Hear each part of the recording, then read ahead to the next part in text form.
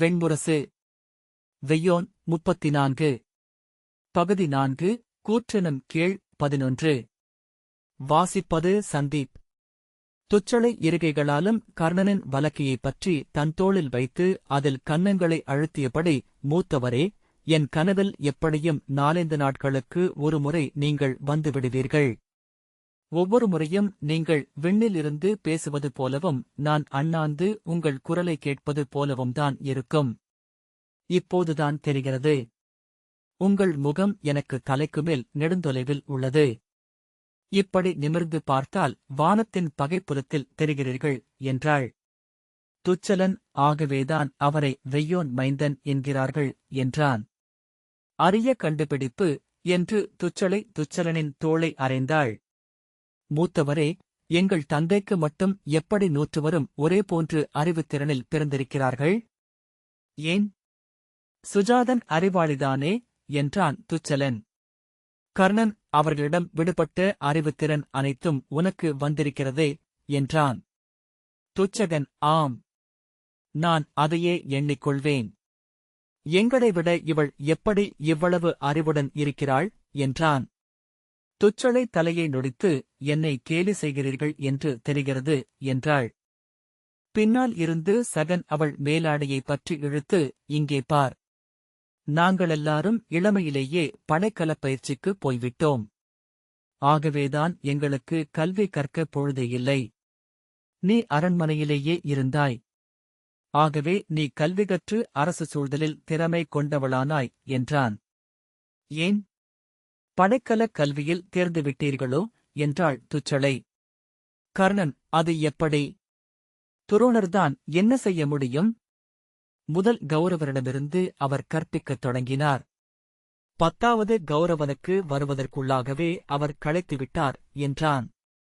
துர்முதன், ஆம், அவரது குருகுலத்தில் எப்போதுமே எங்களை எல்லாம் கூட்டமாக நிறுத்திதான் சொல்லிக் கொடுத்தார்.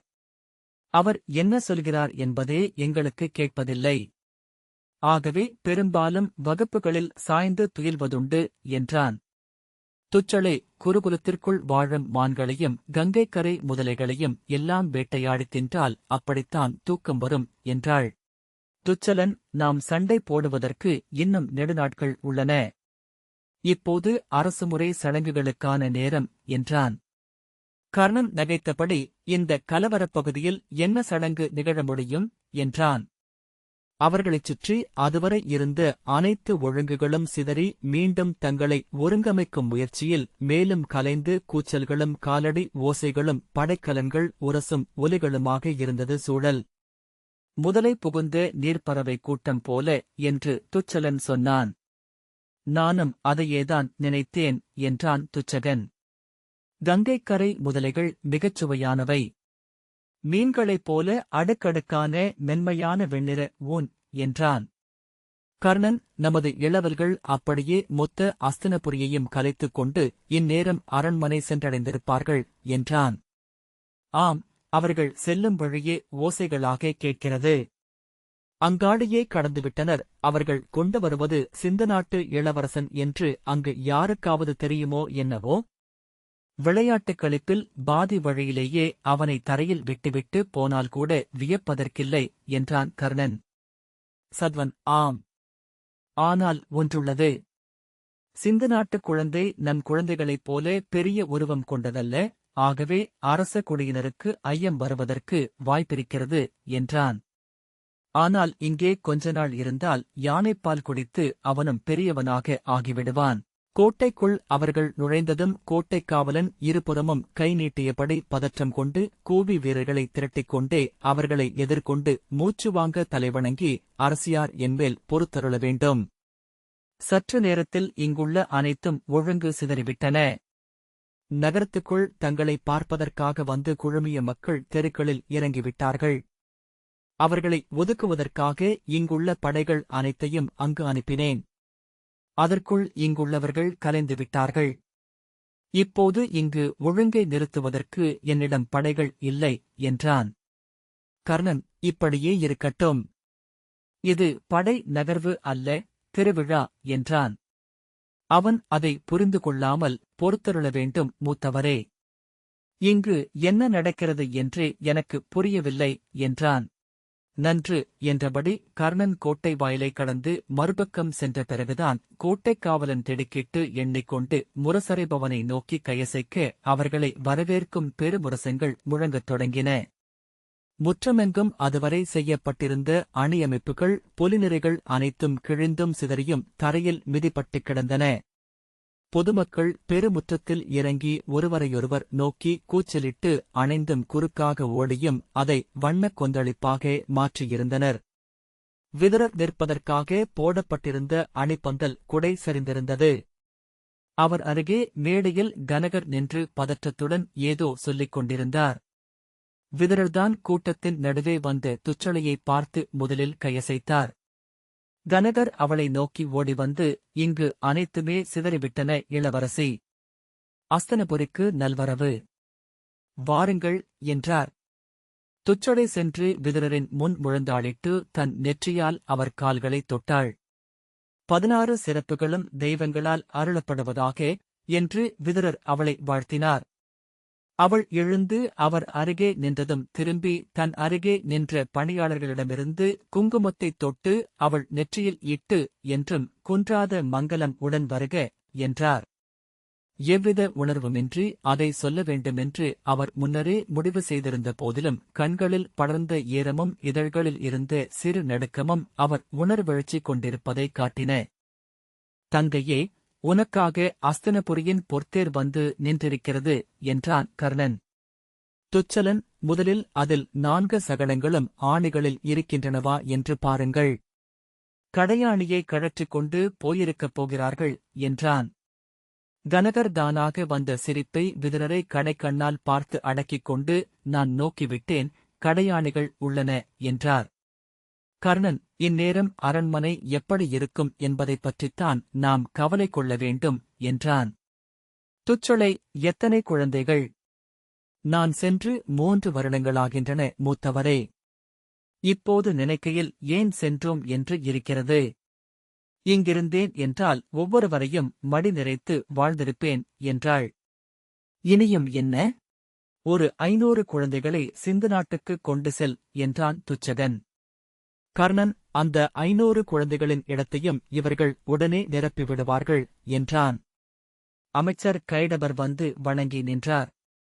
துச்சளை, கைடபரே, நலமாக இருக்கிறீர்களா என்றாள். சிந்து நாட்டரசியை தலைவணங்குகிறேன் என்றார் கைடபர். பாருங்கள், இத்தனை கலவரத்திலும் முறைமைச் சொற்களை கைவிடாதிருக்கிறார் என்றாள் துச்சளை. கர்ணன், ஆம், அது ஒரு அமைச்சரின் கடமை. முதிர்ந்து படுக்கையில் இருக்கையில் பாசக்கயிற்றில் எருமைக்காரன் வரும்போது கூட நன்று சூழ்க நாம் கிளம்புவோம் என்று முறைமைச் சொல்லை சொல்ல வேண்டும் என்றான். அப்போதும் கைடபர் முகத்தில் புன்னகை எழவில்லை. தலை வணங்கி ஆவன செய்துள்ளோம் இளவரசி என்றார். நன்று. இந்த ஒரு முகத்திலாவது அரச முறைமை எஞ்சுவது நிறைவளிக்கிறது என்றான் கர்ணன். துச்சளை, மூத்தவரே, என்னுடன் நீங்களும் தேரில் ஏறிக்கொள்ளுங்கள் என்றாள். நானா என்று கர்ணன் சிரித்து, 3 ஆண்டுகளுக்குப் பிறகு நகர் நுழைகிறாய். உன்னை பார்ப்பதற்காகத்தான் அஸ்தினபுரியின் அனைத்து மக்களும் இருபுறமும் கூடியுள்ளனர் என்றான். நீங்கள் என்னருகே நின்றால் எவரும் என்னை பார்க்க மாட்டார்களென்று எனக்குத் தெரியும் என்றாள் துச்சளை. ஆனால் நான் உங்களை பார்க்க விரும்புகிறேன். நாம் பேசுவதற்கென்ன? நான் உன் மகளிர் மாளிகைக்கே வருகிறேன். இரவெல்லாம் பேசுவோமே என்றான் கர்ணன். அரண்மனையில் நாம் பேசப் போவதில்லை. அங்கு சென்றதுமே அரச முறைமைகளும் விழவுக் களியாட்டுகளும் தொடங்கிவிடும். என்னை 10ஆக கிழித்து 10 இடங்களுக்கு அனுப்பினால்தான் சரியாக வரும். இங்கிருந்து அங்குப் போவதுவரை மட்டுமே நான் உங்களிடம் தனியாக பேச முடியும் என்றபின் அவன் கையைப் பற்றி சிணுங்கலாக, வாருங்கள் என்றாள். கர்ணன் திரும்பி விதுரரைப் பார்க்க அவர் மெல்ல இதழ் நீள புன்னகைத்தார். கைடபர், தாங்களும் ஏறிக்கொள்ளலாம் அங்கரே என்றார். அங்கநாட்டு அரசனுடன் சிந்து நாட்டு அரசி வருவது அரச முறைப்படி பிழையென்று அல்லவா என்றான் கர்ணன். கைடபர், அங்கநாடும் சிந்து நாடும் போரில் இருக்கும்போது மட்டும் அது ஒப்பப்படுவதில்லை என்றார். அவர் கண்களுக்குள் ஆழத்தில் சென்று மறைந்த புன்னகையின் ஒளியைக் கண்ட கர்ணன் உரக்க நகைத்து, ஆம், அதற்கான வாய்ப்புகள் சற்று முன்பு வரைக்கும் இருந்தன என்றபின் துச்சடையின் தலையைத் தட்டி, வாடி என்றான். துச்சடையின் தேரில் கர்ணன் ஏறிக்கொண்டு கை நீட்டினான். அவள் அவன் கையைப் பற்றி உடலை உந்தி ஏறி தட்டில் நின்று மூச்சிரைத்தாள். மிகுந்த எடை கொண்டு விட்டாய். எப்படி? இதற்காக கடுமையாக உழைத்தாயா என்றான் கர்ணன். அங்கு நான் எந்த திசையில் திரும்பினாலும் உணவாக இருக்கிறது. நான் என்ன செய்ய என்றாள் துச்சளை. அத்துடன் குழந்தை பிறந்ததும் எனக்கு பேற்றுணவு அளிக்கத் தொடங்கினார்கள். முழுக்க முழுக்க ஊனும் மீனும். பெருக்காமல் என்ன செய்வேன்? சிரித்துக் கொண்டு, சிந்து நாட்டின் பல நுழைவாயில்களில் என்னால் கடந்து செல்லவே முடியவில்லை என்றாள். நன்று. பெண்டர் மணமான ஆண்டுகளில் இப்படி ஆவதில் இறைவனின் ஆணை ஒன்று உள்ளது என்று தொலைவை நோக்கியபடி கர்ணன் சொன்னான். அவன் குரலிலேயே கேலியை உணர்ந்து, என்ன என்றாள் துச்சளை. உன்னை முன்பு விரும்பியிருந்த அரசர்கள் அத்தனை பேரும் ஆறுதல் கொள்ள வேண்டுமல்லவா என்றான். அவள் ஓங்கி அவன் தோளில் அறைந்து, கேலி செய்கிறீர்களா என்றாள். கர்ணன் சிரித்து, பாவம் அந்த பூரிசிரவஸ். அவன் பால்ஹிக நாட்டிலேயே ஏதோ குலக்குழு தலைவரின் மகளை மணந்திருக்கிறான் என்றான். அவள் கண்கள் மாறின. கேலி வேண்டாம் மூத்தவரே என்றாள். கர்ணன் சரி என்றான். கர்ணன் தேரோட்டியிடம் செல்க என்றான். தேர் அரச நெடும்பாதையில் செல்லத் தொடங்கியது. ஆனால் தெருவெங்கும் சிதறிக் கிடந்த பந்தல் மூங்கில்களும் சிதைந்த வாழைத்தண்டுகளும் சகடங்களில் சுற்றிச் சுழன்ற பட்டுத் துணிகளும் சரிந்து நின்ற பாவட்டாக்களும் சாலைக்குக் குறுக்கே சரிந்து சென்ற தோரணக் கயிறுகளுமாக அவர்களின் பயணம் நின்றும் தயங்கியும் ஒதுங்கியும்தான் அமைந்தது. இருபக்கமும் கூடி நின்று அஸ்தினபுரியின் மக்கள் அனைத்து முறைமைகளையும் மறந்து களிவெறி கொண்டு கூச்சலிட்டனர். மலர் மாலைகளையும் பட்டாளைகளையும் தூக்கி அவர்கள் மேல் வீசினர். அரிமலர் பொழிவதற்கு நிகராகவே மஞ்சள் பொடியும் செந்தூரக் கலவையும் செம்பஞ்சு குழம்பும் சந்தனக்காடியும் அவர்கள் மேல் கொட்டியது. வெறியில் வீட்டில் உள்ள கோலமாவையும் அப்பக்காடியையும் எல்லாம் அள்ளி வீசிவிடுவார்கள் போலிருக்கிறது என்றான் கர்ணன். துளிகளும் தூசும் பறந்து காற்றே வண்ணங்கள் கலந்த திரைப்படலம் போலாயிற்று. சற்று நேரத்தில் இருவரும் உடலெங்கும் வண்ணங்கள் நிறைந்து ஓவியங்கள் என்றாயினர். துச்சளை வாய் பொத்தி நகைத்தபடி, இவர்கள் இந்திர விழவு என்று தவறாக எண்ணிவிட்டனர் என்றாள். சம்பாபுரியில் சூரிய விழவு இப்படித்தான் இருக்கும் என்றான் கர்ணன். துச்சளை அரசியர் கருவுற்றிருக்கிறார்கள் என்று சொன்னார்கள் என்று அவனை பாராமல் சொன்னாள். ஆம் என்றான் கர்ணன். இளைய அரசியின் செய்தி அரசருக்கு வந்தது என்றாள். கர்ணன் ஒன்றும் சொல்லவில்லை. அதை என்னிடம் காட்டினார். அதில் அவருக்கு ஒரு பெருமை. அதை என்னிடம் காட்டுவதில் மேலும் பெருமை என்றாள். நீ என்ன சொன்னாய் என்றான். துச்சளை, பெண்களின் நுண்ணுணர்வுக்கு அளவே இல்லை. அவற்றை அவர்கள் பயன்படுத்தும் அறியாமைக்கும் அளவே இல்லை என்றேன் என்றாள். கர்ணன் நகைத்தபடி, அரிய சொல். இதை நான் சூதனிடம் சொல்லி பாடலில் சேர்த்து காலத்தால் அழியாமல் ஆக்க வேண்டும் என்றான். சிறிய வெண்பற்கள் தெரிய நகைத்தபோது துச்சளையின் முகம் மிக அழகானதாக ஆயிற்று. இளையவளே, உடல் பெருத்தபோது நீ மேலும் அழகிய புன்னகை கொண்டு விட்டாய் என்றான். புன்னகை மட்டும்தான் அழகாக இருக்கிறது என்கிறீர்கள் என்றாள். இல்லையடி, திடீரென்று நீ ஒரு பெரிய குழந்தையென ஆகிவிட்டது போலிருக்கிறது. சட்டென்று மழலைச் சொல் எடுக்கத் தொடங்கிவிடுவாயோ என்று தோன்றுகிறது என்றான் கர்ணன். அவள் அவன் கையைப் பற்றி தோளில் தலை சாய்த்து, மூத்தவரே, தங்களிடம் மழலை பேச வேண்டுமென்று எவ்வளவு விழைகிறேன் தெரியுமா என்றாள். கர்ணன் அவள் நெற்றியின் கூந்தலைப் பார்த்து, உன் கூந்தல் என்ன இவ்வளவு மேலேறிவிட்டது என்றான். கருவுற்று குழந்தை ஈன்றால் நெற்றி முடி உதிரும். இது கூடத் தெரியாதா என்றாள். அப்படியா என்றான் கர்ணன். உண்மையிலேயே தெரியாது என்றான். மூத்தவள் கருவுற்றிருக்கிறாள் அல்லவா? சின்னாட்களில் தெரியும் என்றாள். கர்ணன் பார்க்கிறேன் என்றான். தங்கள் கண்களில் உவகை இல்லை மூத்தவரே என்றாள். கர்ணன் ஒன்றும் சொல்லவில்லை. என்ன நடக்கிறது என்று என்னால் எளிதில் அறிய முடியும் மூத்தவரே. நான் என்ன சொல்ல? தங்கள் ஒளிமிக்க பீடத்திலிருந்து இங்குள்ள எளிய மானுடரை எப்போதும் பொறுத்தருளிக் கொண்டே இருக்க வேண்டும் என்றாள் துச்சளை. கர்ணன் அவளை திரும்பி நோக்காமல் அவன் முன் வாழ்த்தொலிகளுடன் கொந்தளித்து மக்களின் பலநூறு கைகளின் அலையடிப்பையும் விழியொளிகளின் மின்மினிக் கூட்டத்தையும் பற்களின் நுரைக்கீற்றுகளையும் பார்த்தபடி சென்றான். அதன்பின் சற்று நேரம் துச்சளை ஒன்றும் சொல்லவில்லை. அரண்மனையின் மையக்கோட்டை தெரியத் தொடங்கியதும், மூத்தவரே, தாங்கள் இளைய யாதவரை எப்போதேனும் பார்த்தீர்களா என்றாள். இல்லை என்றான் கர்ணன். ஆம், அதை நானும் உய்த்தேன். ஆனால் அவ்வண்ணம் எண்ணுகையில் என் உள்ளம் கொள்ளும் துயர் பெரிது என்றாள். ஏன் என்றான் கர்ணன். என் உள்ளம் நிறைந்து நிற்கும் இருவர் நீங்களும் அவரும். ஏன் ஒருமுறை கூட உங்களுக்குள் ஒரு நல்ல சந்திப்பு அமையவில்லை? என்றேனும் உளம் பரிமாறியிருக்கிறீர்களா என்றாள். அது நிகழாது இளையவளே என்றான் கர்ணன். ஏன் என்றாள். ஒன்றும் சொல்லாமல் நின்றான். அவள் அவன் கையை பிடித்து சற்றே உலுக்கி, சொல்லுங்கள் என்றாள். கர்ணன் திரும்பி அவள் கண்களுக்குள் நோக்கி, எங்களுக்கு நடுவே ஒருபோதும் சொல்லென ஆகஸ்ட் முடியாத ஒன்றுள்ளது குழந்தை என்றான். அவள் கண்கள் சற்றே மாற, என்ன என்றாள். கர்ணன் புன்னகைத்து, சொல்லென மாற முடியாதது என்றேனே என்றான். அவள் மெல்ல சிணுங்கும் குரலில், அப்படி என்றால் எனக்கு உணர்த்துங்கள் என்றாள். என் முன் மழலை பேசுவதாக சொன்னாய். இப்போது அரசு சூழ்தலை பேசத் தொடங்கியிருக்கிறாய் என்றான். அவள் சில கணங்கள் அவனை நோக்கிய பின் சட்டென்று நகைத்து, சொல்ல விரும்பவில்லை அல்லவா? சரி, நான் கேட்கவும் போவதில்லை. ஆனால் என்றேனும் நீங்கள் இருவரும் தோள்தழுவி நிற்கும் காட்சியை நான் பார்க்க வேண்டும். பெண்ணென அன்று என் உள்ளம் நிறையும் என்றாள். கர்ணன், நன்று. அது நிகழ்வதாக என்றான். துச்சளை, அத்துடன் இன்னொன்றையும் நான் சொல்ல வேண்டும். அதற்கென்றே இத்தேரில் உங்களை ஏற்றினேன் மூத்தவரே என்றாள். என்ன என்றான் கர்ணன்.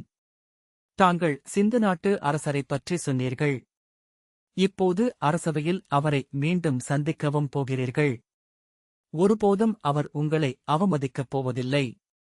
ஏனெனில் என் உள்ளம் அவருக்குத் தெரியும். என் ஆற்றலும் அவருக்கு நன்கு தெரியும். அதை மீறும் அகத்திறன் கொண்டவரல்ல அவர். எனவே அந்த ஐயம் உங்களுக்கு வேண்டியதில்லை. ஆனால் தாங்கள் நினைப்பது போன்றவர் அல்ல அவர் என்றாள். அதை ஒரு துணைவியாக நீ சொல்லியாக வேண்டுமல்லவா என்றான் கர்ணன். இல்லை மூத்தவரே.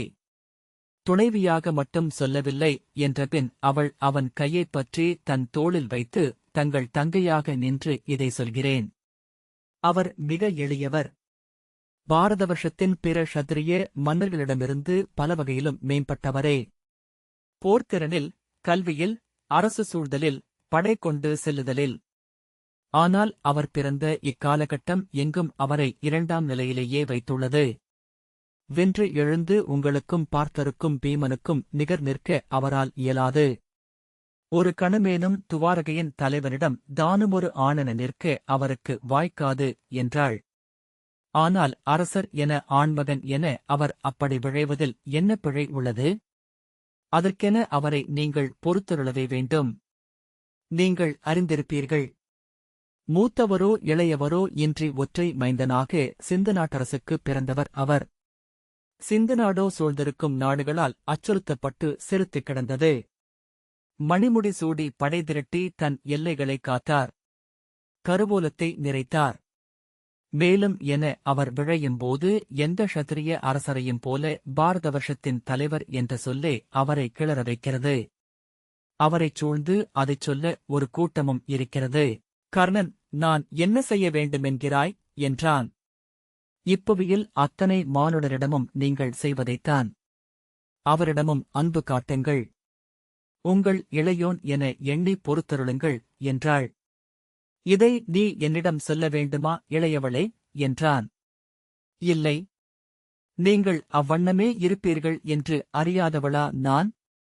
அதை நான் சொல்லி முடிக்கையில் எனக்கு எழும் நிறை ஒன்றே போதும். அதற்காகத்தான் சொன்னேன் என்றாள். அரண்மனை உள்கோட்டையின் முகப்பில் அவர்களை வரவேற்று அழைத்துச் செல்ல அமைச்சர்களும் படைத்தலைவர்களும் நின்றிருந்தனர். படைத்தலைவர் உக்ரசேனர் தலைவணங்கி, அஸ்தனபுரிக்கு சிந்து நாட்டரசியை வரவேற்கிறோம். இவ்வரண்மனை தங்கள் பாதங்கள் பட பெருமை கொள்கிறது என்றார். கர்ணன், தாழ்வில்லை. இங்கு அனைத்தையும் ஓரளவுக்கு சீரமைத்து விட்டார்கள் என்றான்.